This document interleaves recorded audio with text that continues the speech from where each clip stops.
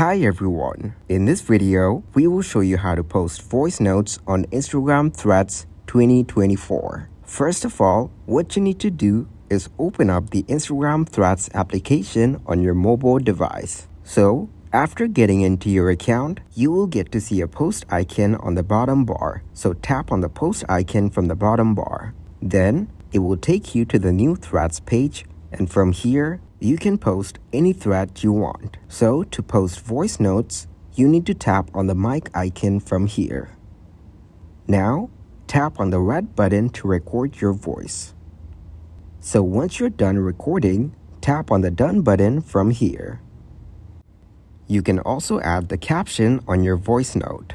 And once you're done, you can tap on post to post it.